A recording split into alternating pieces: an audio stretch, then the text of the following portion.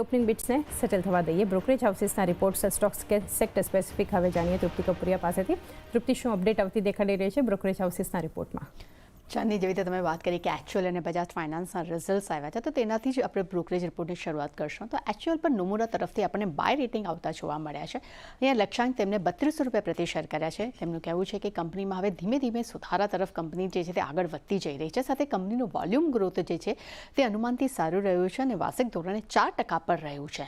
સાથે તેમનું એ પણ માનવું છે કે ગ્રામીણ વિસ્તારમાં રિકવરી આવી છે, જેને કારણે કરીને માર્કેટ શેર્સમાં એક સુધારા જોવાની પણ તેઓ અપેક્ષા રાખી રહ્યા છે અને મધ્યગાળામાં માર્જિનમાં પણ સુધારો આવવાની તેઓ અપેક્ષા રાખી રહ્યા છે. સાથે તેમને રિપોર્ટ્સમાં એ પણ જણાવ્યું છે કે પ્રીમિયમાઇઝેશન છે તેનો ફાયદો મળવાની પણ કંપનીને આવનારા સમયમાં તેઓ અપેક્ષા રાખી રહ્યા છે.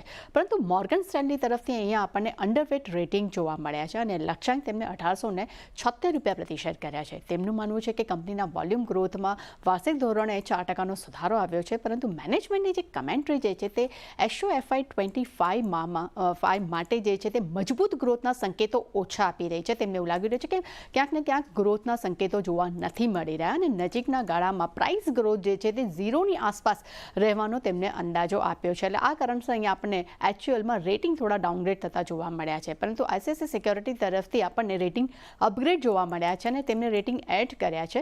લક્ષ્યાંક પણ તેમને વધાર્યા છે. તેમને 2950 રૂપિયા પ્રતિ શેર કર્યા છે. તેમનું માનવું છે કે ગ્રામીણ માર્કેટમાં જે રિકવરી આવી છે, જેને કારણે કરીને તેમના ખાસ કરીને UVG ટ્રેજેટરી છે તેમાં એક સુધારો આવ્યો છે અને તેમના બ્યુટી કેર જે સેગમેન્ટ છે તેના વોલ્યુમ ગ્રોથમાં પણ ડબલ ડિજિટ ગ્રોથ તે જોવા મળ્યું છે. બજાજ ફાઇનાન્સ પર નજર કરીએ. અહીંયા મોર્ગન સ્ટેનલી તરફથી આપણને ઓવરવેટ રેટિંગ જોવા મળે છે. લક્ષ્યાંક તેમને 9000 રૂપિયા પ્રતિ શેર આપ્યા છે. ત્યાં જેફરીઝ તરફથી પણ આપણને બજાજ ફાઇનાન્સ માટે બાય રેટિંગ જોવા મળ્યા છે, પરંતુ અહીંયા લક્ષ્યાંક તેમને ઘટાડ્યા છે. તેમણે 9260 રૂપિયા પ્રતિ શેરથી ઘટાડીને 7780 રૂપિયા પ્રતિ શેર કરી દીધા છે. તેમનું માનવું છે કે Q4માં નફો 14% પર રહ્યો છે, પરંતુ અનુમાનથી ઓછો રહ્યો છે. સામે તેમનું એ પણ કહેવું છે કે AUM ગ્રોથ 31% મજબૂત રહ્યો છે, પરંતુ કંપનીની જે અસેટ્સ ક્વોલિટી છે તેમાં દબાણ જોવા મળ્યું છે. આ કારણસર અહીંયા આપણને લક્ષ્ય જે છે તે ઘટતા જોવા મળ્યા છે.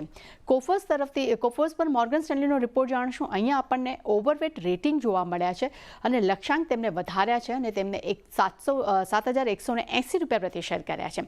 તેમનું માનવું છે કે Q4ના પરિણામ જે છે સારા રહ્યા છે. આવક ગ્રોથમાં પણ એક પિકઅપ પકડી છે અને સાથે કંપનીની ઓર્ડર બુક્સ જે છે તે હવે મજબૂત જોવા મળી રહી છે. અને છેલ્લા બ્રોકરેજ રિપોર્ટ પર નજર કરીએ તો મહિન્દ્રા ફાઇનાન્સ પર જેફરીઝ તરફથી અહીંયા આપણને હોલ્ડ રેટિંગ આવતા જોવા મળ્યા છે.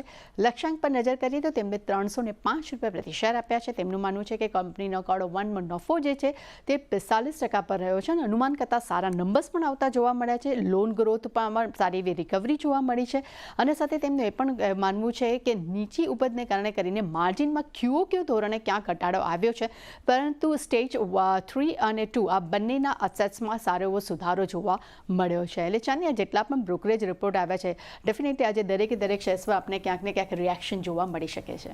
જી, તો બધા બ્રોકરેજ